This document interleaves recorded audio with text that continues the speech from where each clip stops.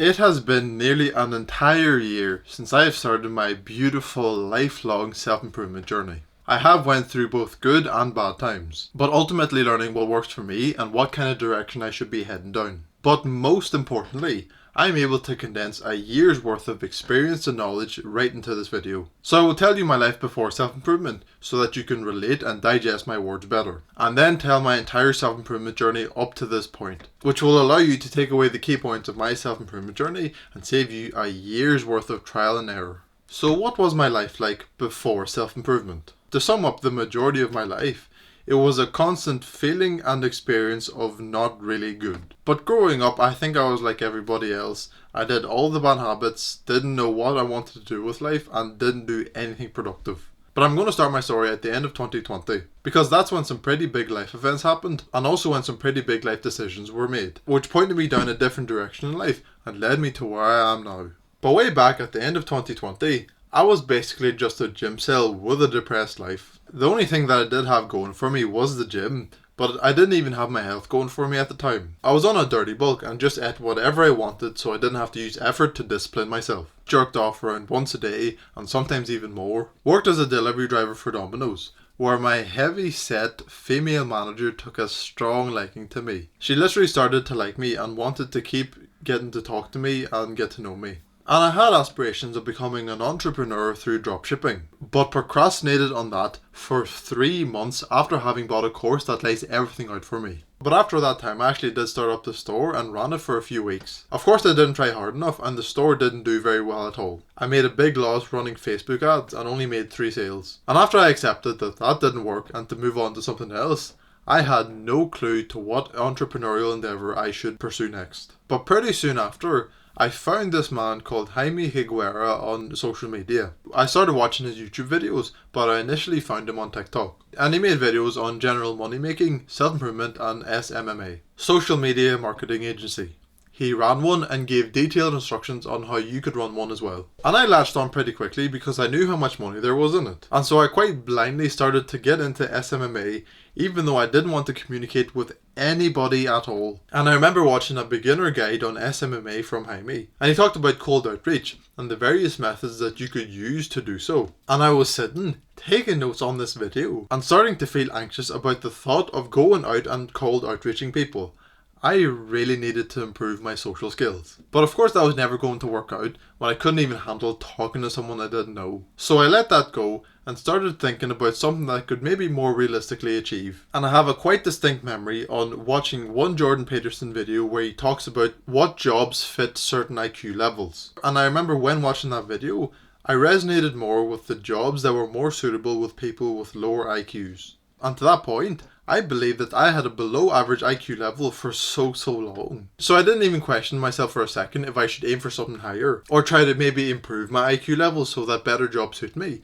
I just accepted it. And I think some of the jobs that were more suitable for people with lower IQs were manual labour type of jobs. And it so happened that I really started to get into cars around that time, wanting to modify them and stuff. And I thought it made perfect sense to pursue what I liked, so I did just that. And I find it quite funny because at the start of me driving, all I wanted to do was to learn how to do basic maintenance of a car, and headed down to a point where I now want a 20-year-old Japanese car that puts out 700 horsepower. And so I really put my mind to becoming a mechanic. And I spent the summer of 2021 working a construction job with my father, and then applied to a mechanic course in my local college that was due to start in September 2021. And so after having waited around 5 months to start this course, I left after a month. Because it was so unbearably slow and inefficient the way other people would try to teach me and get knowledge into my head. And this is the second time I dropped out of a course after only a month, while only ever having applied and been to 2 courses. But I certainly learned that I need to create my own future myself, because I cannot handle other people trying to do that for me. But I wasn't lost this time. In the month while I was doing the mechanic course, I had taken a strong interest and started to quite like trading. And so I started taking notes on trading and how to backtest Forex, all while I had mechanic stuff to learn. So I was quite happy to leave the course because it meant that now I could devote all of my time to trading. And then of course I kept learning, backtesting more, and getting ready to start trading with real money. But I would have needed some sort of money to start making more money. So I found myself at a KFC job at the start of February 2022.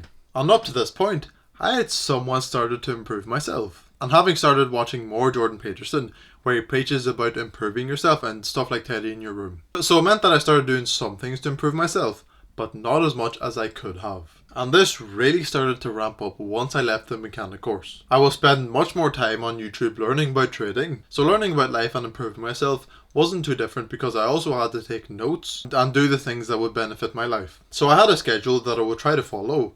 I would read some pages of a book, listen to podcasts, and keep my room tidy. And all of that was honestly good and improving my life, but I did not know how much more could have been improved. During the same month that I started to work at KFC, I watched my first Hamza video. And I think the exact day was February 17th, and the video was all of the books that have helped him. I then went through his main channel and looked at his best videos to see his best work, which at the time was about dopamine detoxing. I seen and wanted all of the benefits of dopamine detoxing, so I started it and really took it serious. And so it would be around then when I would have considered starting my self-improvement journey. And I remember him saying that the viewer's life story is important, and so the videos that you would make would be beneficial to a lot of people who can relate to you. And I remember him also saying how he doesn't like the progress of other entrepreneurial endeavours, that you couldn't clearly see the progress that you were making and it wasn't very satisfying. But with YouTube, you can quite clearly and satisfyingly see the progress that you're making with the numbers that you're shown. And I related to him about that, so much so that I started making self-improvement videos. And soon after that first video of his that I watched, I quit trading and devoted myself full time to self-improvement and helping fellow men with this channel. And so this is my self-improvement journey. And with my personal journey, there seems to be 4 main pillars of self-improvement that are quite different from each other, but have still helped me very much. But like everybody else, I started my self-improvement journey with the basic stuff. I started to read more, I started to meditate, I started to wake up earlier, I started to exercise, I started to follow a strict routine, and I started to be productive and spent most of my time working. And in all honesty, there isn't much to be said about the first 9-ish months of my journey. I started following the main pillars of self-improvement that I'm going to talk about, and I made good progress. But nothing monumental and nothing worth mentioning. But I do think this is partly because it takes a while for results to start compounding and become visible results. But that in no way discredits the self-improvement basics. They were important to me then, and they are as important to me right now. So the first takeaway point that I can give to you is to stick to and absolutely perfect the basics. Because the basics make up the majority of your self-improvement. You're basically learning to walk before you learn how to run. And then once you perfect and knuckle down on the basics, you can then go down whichever path you choose, and it doesn't have to be necessarily the same path as me. Because you'll have full control over your mind and body, and you'll be able to do whatever you put your mind to. But I think another reason why I didn't really start seeing results as fast was because I started following Stoicism, which is the second pillar of self-improvement, and certainly grants a net positive if you start following it. But my biggest problem with Stoicism is that they follow a quite modest and humble lifestyle, and maybe too much. I remember hearing a story about Marcus Aurelius, who was the emperor of Greece at one point. He would have a servant following him around and whisper to him, "You're just a man," every time he gets a compliment to keep him humble. And that example is of course very good, because you need to stay humble when you have control over a whole country and have that much power. It's not that being humble is a bad thing, it's that people who are starting to improve themselves and have nothing, more often than not need to believe in themselves more and not be more humble. But there's never any mention in basking in your success and accepting that you're important, influential, and people would listen to you without asking questions. There's basically a middle ground that wasn't met at all. I feel like the Stoicism teachings are quite conservative. And so one of the first paths that I went down off the main self-improvement basics was Stoicism. And so I was really following them. And it meant that I was staying really humble about myself. Never competed and never had any aggressive drive towards anything. Which of course didn't get me far at all. It is kind of a cope thing where you do as much as you can, and that is enough if you're virtuous and humble. You don't need to push yourself at all. And they do talk about hard work, but that isn't their focus at all. But like I said, I do like Stoicism, and here are some takeaway points that you can take from it, which are things that I learnt and paraphrased and now I write in my journal every single day.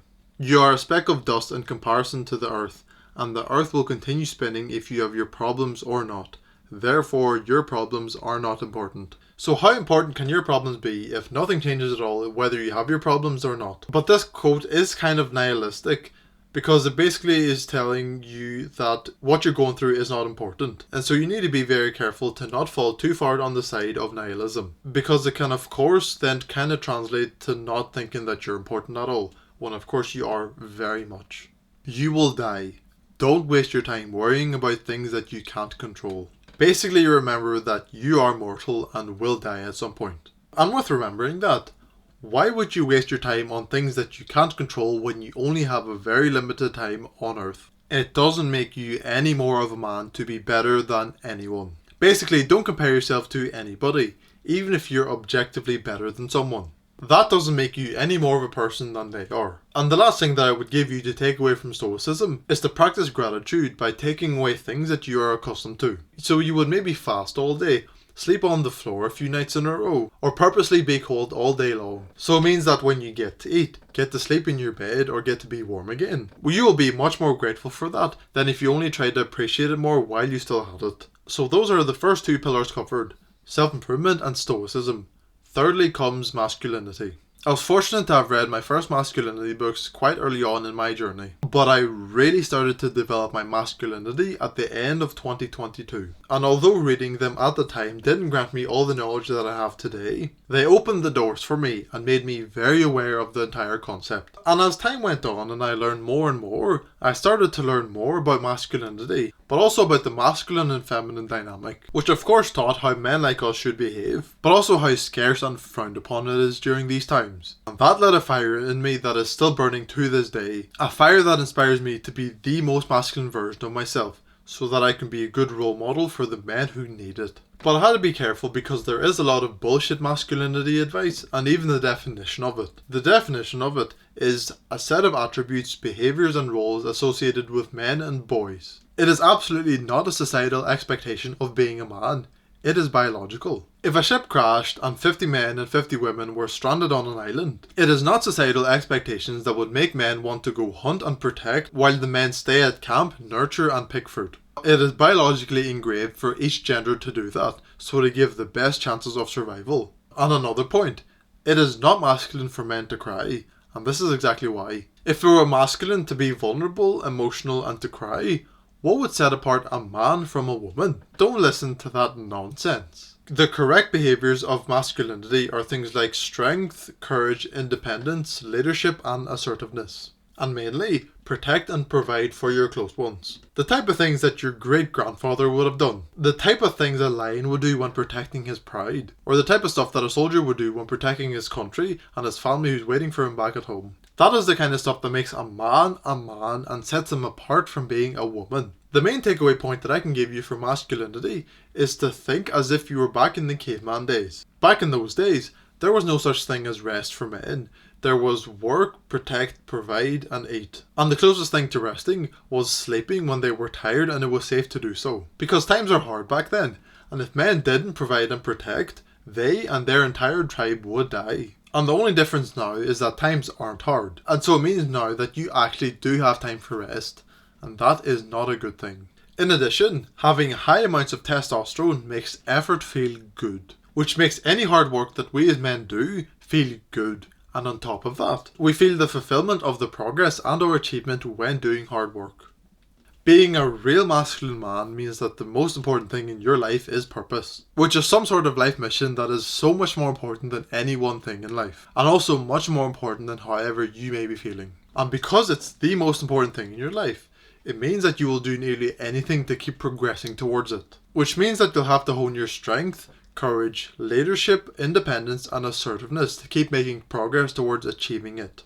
So protect, provide and keep making progress towards your purpose. And the last pillar of my self-improvement journey, which kind of ties into masculinity, is philosophy, which is the study of the fundamental nature of knowledge, reality and existence, which for me stems from purpose. Because what is purpose? You can't see it, you can't feel it, and you were never even taught about it. And something like that makes me think so much more deep into things. It makes me think about the thoughts of others. And the thought of philosophy and the curiosity behind it is what has made me really want to see and talk to my grandparents. And feel so much regret for not talking to them much before. Because I've become so fascinated about what they may think their ideologies, and have me tell them things from their life and what they have learnt about it. Philosophy makes surface level things so much more deeper and so much more interesting. I recently had a thought in my head and had the image in my head of when I have a child. The image in my head is that I was sitting down just staring at my child and trying to fathom that I helped create this living being with my penis juice. How it will grow, their bones will literally grow bigger, how their consciousness will develop and they will grow up to have their own thoughts and feelings. The thought of that to me is quite mind-blowing. I understand philosophy as the why behind everything, which then makes me want to learn more things and have more knowledge about the world and the things in it, which ties into the why behind your life and existence. Your why is the reason you clicked on this video. You wanted to improve yourself more and take the wisdom from someone who has been through it. My why gave me a reason to start improving and to keep improving for the rest of my life. I want to achieve great things even if they take a lot of hard work because of my why. Once you find out your why, that'll give you a reason to do everything you know you need to do and achieve. And also means that the only person who can stop you after you find your why is you. Because a strong enough why can overcome any how. But of course my self-improvement journey wasn't all good and positive. There has been too many days to count where I haven't journaled, which left me vague, foggy and emotional. I'm nearly certain there's been more days where I haven't meditated than I have in the past year. I have relapsed and jerked off many times. I haven't done the work that I knew I need to do. I've had days where I've ate way too much junk food and whatever else I might have done wrong. The very most important thing will always be the fact that self-improvement is a lifelong journey. It really does not matter if you get a perfect 90-day streak of a good habit that you're doing. It would be better and way more beneficial if you did a habit for 6 out of 7 days out of the week for 6 months, rather than just a short spell of pure consistency.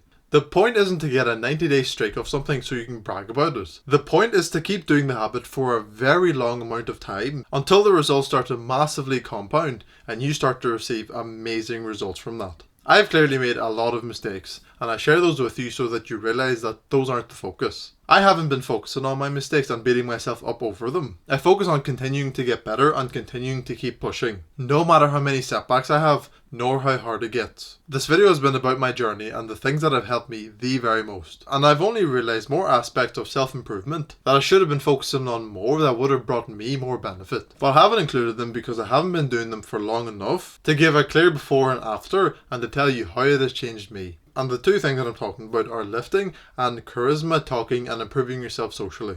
I hope this video was able to help you. Put in enough time and attention because that will make anything into reality.